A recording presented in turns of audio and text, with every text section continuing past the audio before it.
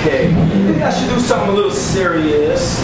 I wrote this poem a long time ago, and it's one of my favorite poems because it's one of those things like, you know, you're in the New York City subway, you know, you're waiting for a train, and you start getting nosy, and you know, you start watching what other people are doing. I love people watching. Clap it up. You like people watching? That's one of the things.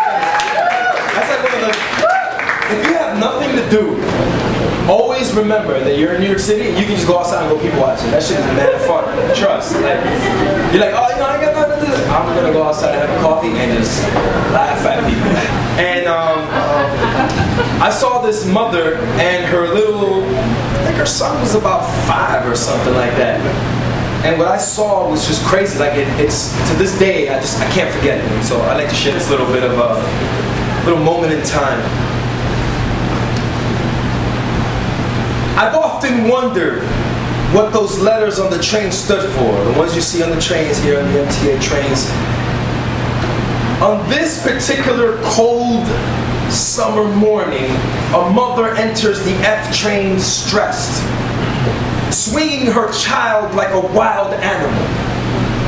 The 5-year-old's only sin was that he wanted to play. And to disobey his mom meant that she was going to grant him a fist that would do more than just bruise his little face. It would permanently bruise his little heart. But even that was no match for the tongue lashings that constantly put him down and tore him apart from his childhood. His own mother cursing him with a forked tongue. You ain't never gonna be shit, 'cause you ain't shit. This is when I realized what the F on the train stood for. When I realized that it was your train of fear, little boy. And I've seen this little face before. For you, there is no escape from this train, little boy. Your first stop is probably going to be the deconstruction of your ability to believe in yourself. You didn't think you was good enough for the chess club and you're a king. Your own mama checkmates your dreams. I've seen your little face before. Next stop, how you adored to smack your girlfriend's asses. No high school diploma, but your hands graduated from her backside to her face. A master's degree in domestic battered science because she believes that chemistry between you two still exists. Next stop, your shopping list of criminal offenses. You're buying ice, selling smiles with a bag of coke. Next stop, you're crying for hope, praying for hope, but your tears were never baptized in holy water. Next stop, the gun's trigger, the gun's barrel, whom you experimented oral tradition with in the lonely dark. It's so hard to yell when the barrel's in your mouth. Next stop, I'm wishing that you could shout the prescription of a new tune and code it on a MetroCard. The next time you swipe it, you can listen to the songs of new avenues. Perhaps lead you to a new train, where the next stop could be the greater things in life. And you don't have to live in fear or feel like you're stuck. Little boy, I should probably call you little man. Everything you're going through right now, it's not your fault you had a reptile for a parent. You still have a life to live, little man. And I see there's another train coming. So why don't you come here, get in, stay clear of those moving doors. Thank you.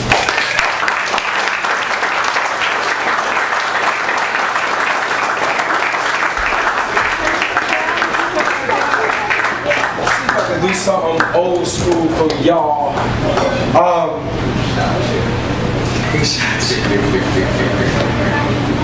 Nathan, man, I can't tell you how I felt when I walked in the room, man. You really like, yo, Nathan knows me seriously. Like my first Wednesday, man. Like when I was at New York, like you really like showed me a lot of love, and I've done so many things, you know, with like my career, my art, and. Nah, I'm always gonna be grateful to you, man. For real. I want to try to see if I can do something old, and I'm a little nervous, y'all, cause like I'm telling you, I've been rehearsing for this tour, and it's like shit. I'm trying to see if my mind can go back there, like. Why not be nervous? You know what I mean? But I ain't. A little bit, not really. I mean, not really. I ain't gonna lie. Alright, how many people here watch, this is stupid, how many people here watch TV? What's that? Look, what's that? You know, like, who needs a vacuum cleaner with an iPod built into it, you know? What the hell, you know what I'm saying? Like, there just be some dumb shit on TV. Call 1-800 with the blue screen in the background, call 1-800 and you see that other shit that they're selling, that those weights, that it shakes? Right? Like, that shit just looks funny, man. Like, you know, come on, like, you know. And I pose these questions, like, should we give more attention to that and the Snookies and the Sarah Palins that we do to Samaya? You know, that we do to Troy Davis. Look what happened to that man Troy Davis. You know what I mean? Like he was taken away by the laws of man, and we don't know if he was guilty or not. You know, and you know that penalty is a crazy thing. So it's like, what are we paying attention to? So I decided to write a poem that literally was inspired by the way TV flashes images at us. So I'm going to start off slow so you can follow me, but I posed the question, what do you choose? Make a choice, right? So, Monica Bellucci or Monica Lewinsky, Marilyn Monroe or Marilyn Manson, Charles Manson or Charles Barkley, Chris Farley or Chris Webber, Spike Lee or Bruce Lee, Rodney King or Don King, Bo Jackson, Janet Jackson, Peter Jackson, Michael Jackson, Tommy Jackson, Jackson Pollock, Skylar Rocker, Kid Rock, Chris Rock, the bigger A Fox, Red Fox, Ronald McDonald, or Ronald Reagan, but who's really the bigger clown? Maybe I'll blend the next names like Cheney, Rushay, Dick Limbaugh into a Bush and Coleman. That's smart, that's smart. Willie Nelson or Nelson Mandela, John F. Kennedy or John Lennon, George Foreman or George Bush or George Burns, and Curious George. And why does George Bush look like Curious George? The artist formerly known as Prince or Princess Diana, Malcolm X or DMX or that X or Exhibit or F or the X-Men, the Doors or the Who, the Beatles or the people that shot Kennedy, the people that shot Luther King, maybe the DC sniper should have aimed at Don King. How about you choose? How about you choose from the bullets of the NBA, with the bullets from the NRA, with the bullets in Columbine, with the bullets in Palestine? How about SMTV? How about 9 hours of NBC gonna get your kids to learn the ABCs, reality TV, or the fact that we live in a reality where we can't live without reality TV? Either you're a liberal or you're liberated, trusting God or Godzilla, Muhammad or Muhammad Ali, 200 agents in the Matrix or 200 FBI agents that ignored September 11th, your conservative right wing, your KFC wings, Al Sharpton, Al Bundy, Bob Marley, Robert De Niro, Leonardo DiCaprio, Leonardo da Vinci, Madonna kisses Britney, or Great Britain kisses American asses for oil, while 44-year-olds lubricate with oil to get into 14-year-olds. America would rather tune into another flash of video hoes shaking their asses. Now you're a bunch of asses. Now you decide for us. What we decide to see on TV is how the world decides to see us. You are what you watch what you see. The world is fearing us, judging us, trying to figure out what is wrong with us. The media pimps us when we sit back like couch potatoes and let them peel away our skins like satellite signals. If I'm bowling for Columbine, when I strike a perfect 10. If I'm bowling for the lives of children, then I still strike a 10. When we see these kids in Iraq past the age of 10, when we see starving children in the third world reach the age of 10 in the future, will our kids be sent off to foreign countries with automatic weapons by the age of 10? It is now past 10 p.m. Do you know when your children are? And a couple of body bags in packs of 10. Your kids need a pad and pen. But your pack of cigarettes are going to cost you more than 10. So how about one last choice? Pick the truth or pick the news at 10? Thank you.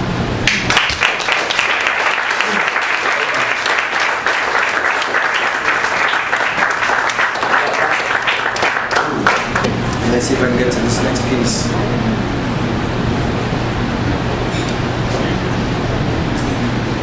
I knew from the moment you left my palace with the scent of a crime scene that I would fall into dungeons for you. There is no ocean I wouldn't swallow to get to you. If it means telling your mother that I like her, I'll lie for you. Turn off the video games and start a whole new level of foreplay with you. Up, up, down, down, left, right, the shit out of you until I add an extra 2 X's to that Xbox in you. Tap into your ear like a private line so that I can prove how I should listen to you. That's why I started putting the toilet seat down for you. Black Panther movement, I'm so down for you, girl. I go down on you with my fist up. in the air of your memories where I left my signature in your breathing patterns. Lies. Lying again? I know you won't.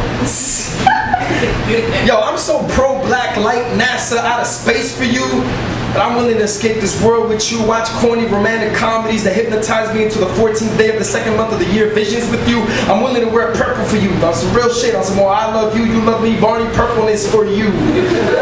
Whatever paints happiness to you, soak up every part of your DNA. I'll go to the pharmacy and buy tampons for you, walk a mile on your hips and go shoe shopping with you, bust a rah-rah like a thunder's rocking.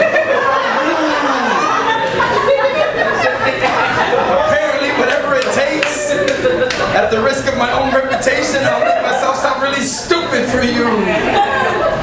I was meant for you, like mangoes and seeds. I am so into you. The thought of losing you makes me vomit pieces of my heart. My face is wet with blue ink.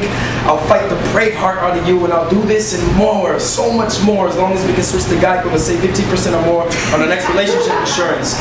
No, I'm just kidding. It's a really cheap joke. Look, I'll write your last name on the leaf of fate and grow old with you. I want my skin to shed layers with you. My heart envies the placenta in you. Like I wish I could be that deep to feel the beat inside of you. This is what I wish I could plant in you, because I cannot love you if my heart is still resting in a casket.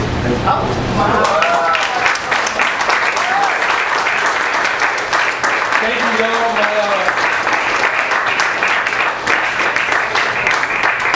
Thank you, Mike, for getting me out of the house. And it's been a lovely evening with you all you beautiful human beings in this room. And I'm going to share this last piece with y'all. It was my mom's birthday a couple of days ago. My birthday was September 3rd. We got some burgers in the house. We got some burgers in the house. You know what I mean? The vegan Oveous Virgo. Virgo dance real quick. And this poem is dedicated to my mother, but it's also dedicated. This is like my Dulce de Leche Part 3. I don't know if some of y'all have heard this poem I did a long time ago called Dulce, but this is sort of like my my trilogy that kind of closes that whole thing out. So I'm gonna share this with y'all. Yeah, I titled it Mama's Light, and I like to dedicate it to all of your mothers and your aunts and your grandmas, and you know, all ladies in the room. This is for y'all, man. Many have spoken of you in darkness, when in fact, you are the light. I said so many have spoken of you in the dark, when in fact, shit, you are the light. The flare that illuminated the room from a pot of sancocho. Y coño, I don't even like sancocho, but el diablo, mami, yours had this God-centered aroma that could fumigate the negative tension in the atmosphere, and the only thing that could survive it were the instruments of your love bug. Raise your hand if you know what sancocho is. Okay, for those of you who don't know what that is, don't believe the hype. It's like soup with like chicken feet claws in that joint, carrots, and it's just nasty. And I know I'm African Caribbean, I'm from DR, you know what I'm saying? And, but that shit is nasty. Sorry. I mean, the broth with the white rice is good. Just chicken coming out of that shit scared me when I was a kid. Anyhow, my mother's sancocho, like I said, could fumigate the negative tension in the atmosphere. The only thing that could survive it were the instruments of her love bug. Mama, you hugged us, tucked us into the bed, and told us that tomorrow was going to be gift wrapped. You brought so many tomorrows gift wrapped. So how can I deny the nucleus of your heart's light? In the center of your darkest days, you are the light. There is no way to explain your brilliance. How you kept bringing hope to a family incarcerated by poverty. You taught us how to be academically trained in the field of pride, so we framed our food stamps like diplomas. No one could ever attempt to dim your glow. Do you know what it's like to have a mother who can reward a report card like a medal of honor? Me and my mama didn't always see things in the same light. Opinions crashing into the scenes of moons because my tongue is like an owl that still needs training. You illuminated my sky when my body was a dark hallway in the absence of my father's love. When your fist kept me from walking crooked, your opinion mattered like a trophy I've been wanting to earn my entire life. You are the light that kept us from breaking into these pieces of this puzzle de mi maldita vida, flashlight out of any cave in my mind that would trap me in the corners of depression, tu arena de negrito, that cream of wheat. For those who don't know Spanish, cream of wheat was my shit. And it was a bubbling hot bowl of salvation that made up for our thin jackets in the winter. You were the spark that confused the shit out of Con Edison, because we conned Edison by paying the electric bill with a house full of pounding heart. That and the fact that we lit up candles on the weekend to save papers with dead guys on it who quote "In God we trust" when you're the only God I could ever have proof of. Yes. You cannot light me in Newcastle. There will never be another lantern that could ever replace your guidance. I will smash every single light bulb in sight that tries to come close to any idea of how brilliant you were. You are all this light. You are gleaming through your pores with more beauty that I could paint for this audience.